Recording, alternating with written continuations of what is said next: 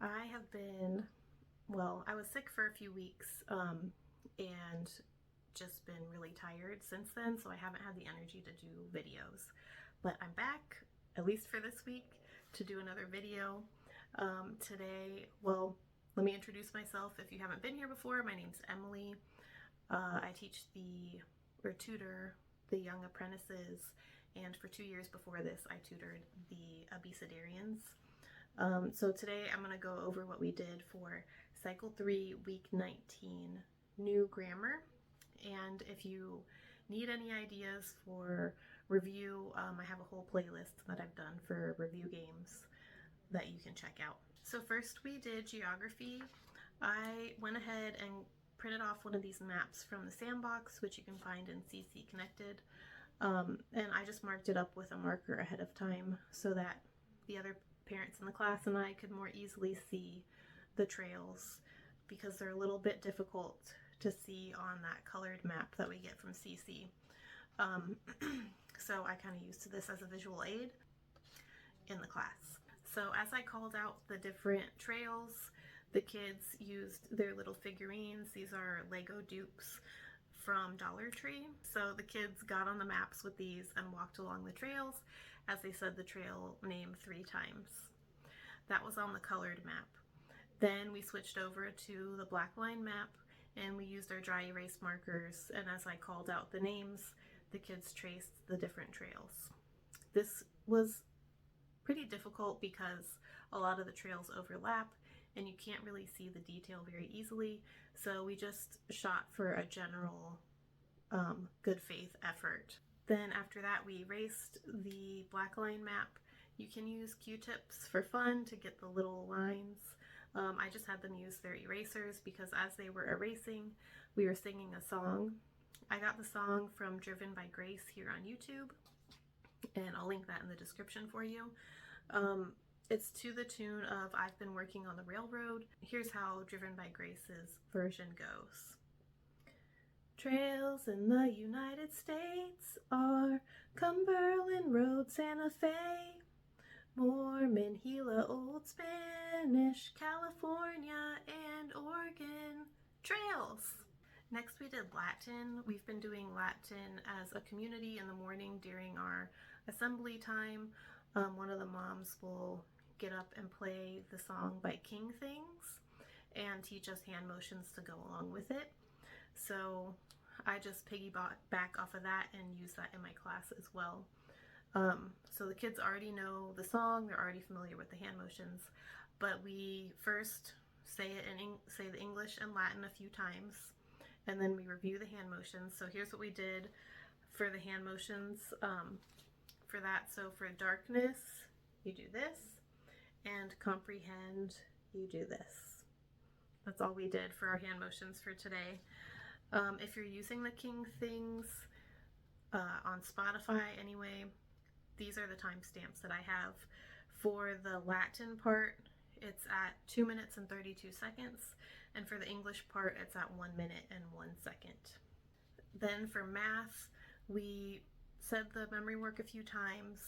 We sang that part of the geometry song, and then we stood up and we used our bodies to represent what was going on in the memory work. So we got in a stance like, well, you can't see it here. So anyway, we stood so when we swung our arms, we wouldn't hit the table. So we said the memory work up until radius, and then for radius, we punched forward. So while you're doing this memory work, basically your arm is representing the radius the whole time. And then we switched sides. And if you have a class like mine, just reiterate, we're not going to punch anybody or anything. People were trying to punch water bottles and, get carried away. But it wasn't bad. It wasn't bad. It was mostly fun. I just wanted to let you know, in case you haven't done this before, it's helpful to know what to warn the kids about ahead of time. Okay, so for timeline this week, we have been doing abbreviated hand motions, but this week we didn't. There was only one timeline card for the Otto von Bismarck unifies Germany, I gave the kids the option to just do one of the two hand motions. But most of the timeline cards this week have the word war in it, so there's a lot of this. There's not a lot of new signs, so we didn't do abbreviated hand signs. These are the signs that are from CC Connected, but I'll show them to you here in case it's quicker and easier for you to see on my video. Okay, so for Lincoln, we did an L and then war. I've seen war done like this. I've seen it done like this. On the CC videos, they do it like this, so I've switched from this to doing it like that. Reconstruction, we reconstruct like this, and for Southern, you do an ASL S and pull it down south, Southern.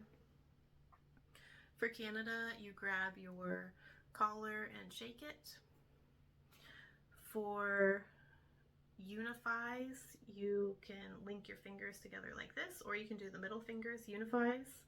And for Germany, you do this. This sign was hard for the kids to pick up. They needed parents' help. They couldn't just look at me and replicate it on their own, but I wanted to give the option of doing this because it's so fun, and a lot of the signs we were doing this week weren't that fun. For Boer, you do an ASL B, wars. For Spanish American, you do an S for Spanish, A for American, war. And for progressive, you progress with your hands going forward. If you guys are enjoying this content, please don't forget to give this video a thumbs up and subscribe if you want to see my next videos coming out. When you do these things, it helps these videos to get out to other people that'll find this content helpful. So thank you so much for doing that. So next we have science.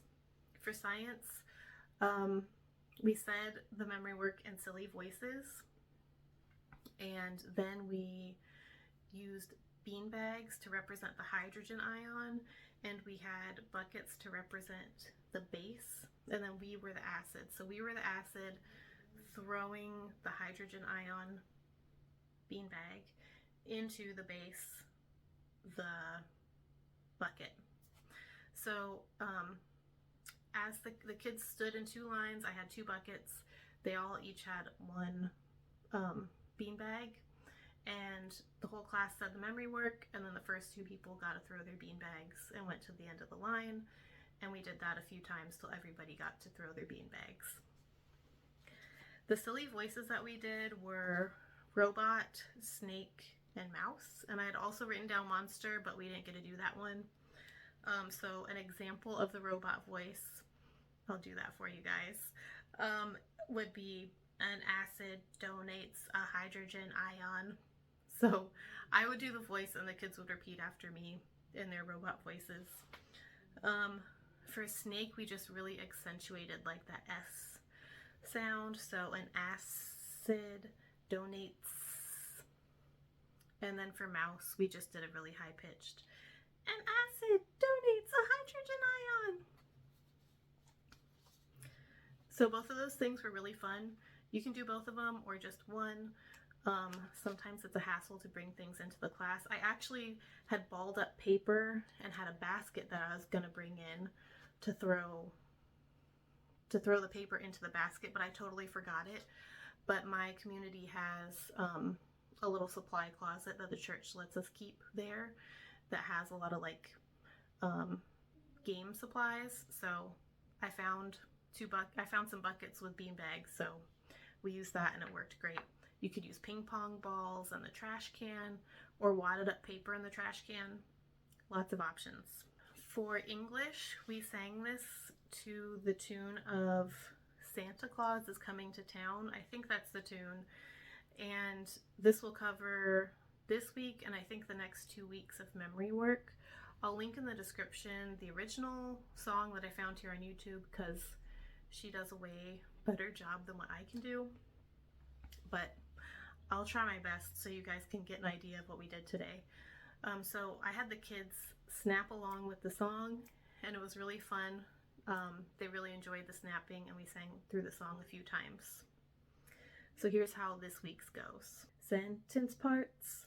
What is a clause? A clause is a group of words that contains both a subject and a verb. And then last but not least, we did history.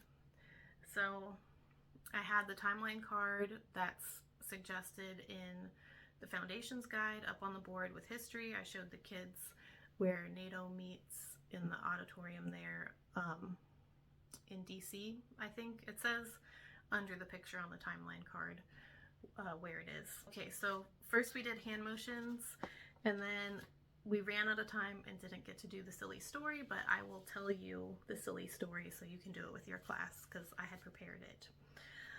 Okay, so 49, we did a 4 and then a 9, 49. For United States, we acted like we were pledging allegiance. For allies, we took our fingers like we did for unified, but just from your belly area, you push it back and forth for allies. For NATO, we did an N, and for resist the spread, we pushed our hands out like this. With how the music goes, you really end up pushing out for spread. For Soviet, you take your hands like this and tap them on your hips a few times. That's what we did. That's what we do for Russia, I believe. So Soviet, and then communists, you do a C and tap your finger. Communists. So we did that to the music a few times, and then by the end, we were all marching along to the music. Some of us were still doing the hand motions, some not. But it's just a catchy tune, like you gotta march to it. Okay, and for the silly story, what I would do would be to erase the words on the board, just the words that I'm going to have the kids fill in, and then I say the wrong word, they have to catch me and correct me and tell me what the right word is. And this really reinforces the key words of the sentence. So instead of allies, I would have said enemies. Instead of NATO, you can say McDonald's. Instead of Soviet, you could say Stravinsky's. And instead of communism, you could say cookie cutters. Or instead of Soviet communism, you would say Stravinsky's cookie cutters. The kids always get a kick out of this and allows them to be silly. It's a winner. It's a winner. So we've been doing it every week. So that's all for this week. Hopefully I'll see you guys next week. I did find out that I have asthma, so I'm going to be starting like a new inhaler and everything. So hopefully I'll be doing even better once I get on that medication. So thanks for sticking around, and I'll see you later.